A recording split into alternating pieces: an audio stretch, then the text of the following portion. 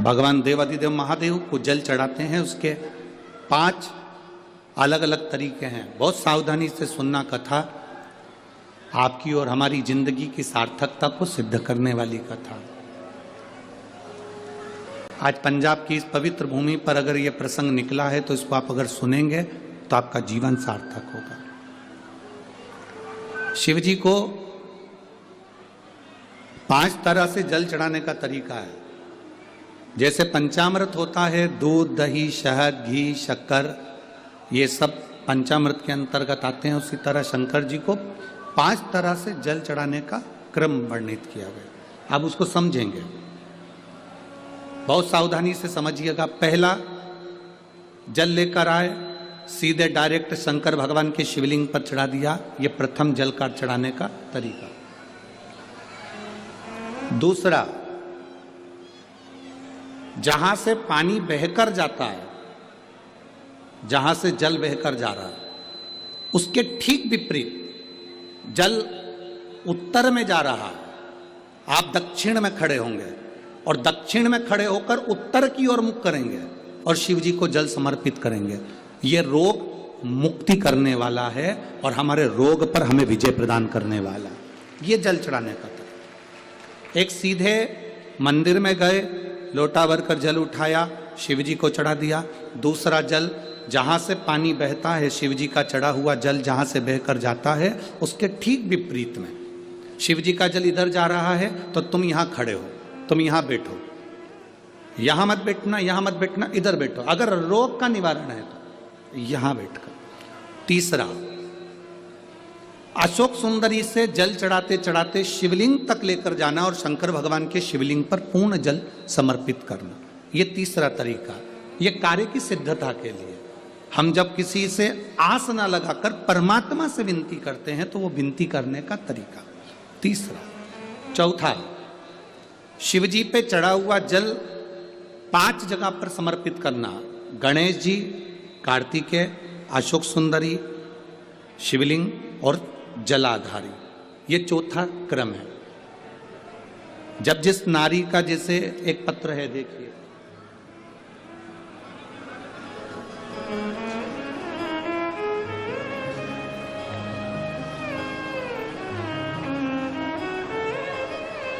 मेरा नाम मोनिका है, मेरे पति का नाम संजय सिंह है। मैं दिल्ली स्वरूप नगर की निवासी हूँ। कहीं बैठी हूँ तो हाथ हिला सकती हैं। अगर कहीं बैठी हूँ तो हाथ हिला सकती हैं। मेरा नाम मोनिका है, मेरे पति का नाम संजय सिंह है। मैं दिल्ली स्वरूप नगर की निवासी हूँ। मेरा फ़ोन नंबर ये है। कहीं बैठी हैं? अच्छा, सीढ़ी पर है। ठीक है, आप हाथ हिला दीजिए। श्री शिवाय नमस्तुभ्यम। ठीक है, कैमरे वालों को दिख गया है ना? ठीक है। भोले बाबा की कृपा का मैं क्या वर्णन करूं गुरुदेव।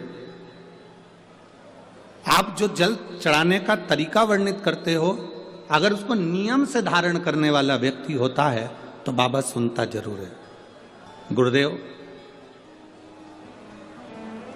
2013 में मेरी शादी हुई, मुझे संतान का सुख नहीं हुआ। 10 साल हो गए, औलाद नहीं हुई। दिल्ली का एक हॉस्पिटल जिसको हम दिखा सकते थे, अच्छे से अच्छा डॉक्टर जिससे हम जांच करा सकते थे, उसके अनुसार हमारे को संतान का सुख नहीं था। आयुर्वेदिक डॉक्टर, अंग्रेजी दवाई, होम्योपैथिक सब कराई, IVF भी कराया तो भी संतान का सुख नहीं आया। आखिरी में डॉक्टर ने कह दिया, इधर उधर मत भटको, तुम्हें संतान नहीं होगी। जिसने जहां कहा हम वहां पर भी गए, गोदी भरवाई, झोली भरवाई, पर संतान नहीं है। गुरुदेव, मेरे बाबा की कृपा किसको कहते हैं? आपने बेलपत्री के वृक्ष के नीचे जल चढ़ाना, उसमें से जल बचाकर शिव जी को समर्पित करना, सफेद आंकड़े की जड़ का प्रयोग करना, ये बताया था। और मेरे बाबा की कृपा से मेरा गर्भ ठेरा। मेरे बाबा ने मुझे आज 10 साल के बाद औलाद दी है। मैं उसको यहाँ प्रणाम कराने के लिए लेकर आई हूँ, उसको नमन कराने के लिए लाई। बच्चा लाए हैं क्या साथ में? बाबू को लाए हैं क्या? नहीं लाए? ठीक है, मैं प्रणाम करने के लिए लाई हूँ। गुरुदेव, बाबा बाबा है। बैठिए बहन, शिव तत्व है। एक जल चढ़ाने का तरीका, शिव जी को हम जो जल चढ़ाते हैं उसका एक तरीका भी हमारी जिंदगी में अगर हमने उसको स्मरण में रख लिया तो हमारी कार्य की सिद्धता को सिद्ध कर देता, हमें सफलता की ओर लेकर चले जाता है। सीधे जल चढ़ाना, दक्षिण में बैठकर उत्तर की ओर मुख कर कर जल चढ़ाना, अशोक सुंदरी से लेकर शिवलिंग तक जल चढ़ाना, 5 स्थान पर गणेश, कार्तिकेय, अशोक सुंदरी, जलाधारी, शिवलिंग पर जल चढ़ाना 5 स्थान पर, ये चौथे नंबर का। और 5वां जल समर्पित करना,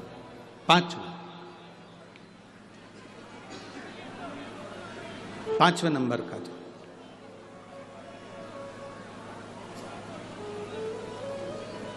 शिव जी को 5 नंबर का जो जल आता है, जो जलाधारी है, ऊपर जिसमें पानी भरा रहता है और नीचे एक एक बूंद टपकता रहता है, जलाधारी में जल समर्पित कर कर उसी जल को बचाकर अशोक सुंदरी वाली जगह पर थोड़ा सा चढ़ाकर उसी में से जल शिवलिंग पर जब हम समर्पित करते हैं तो हम जिस कार्य के लिए जा रहे हैं वो कार्य सफल होता है।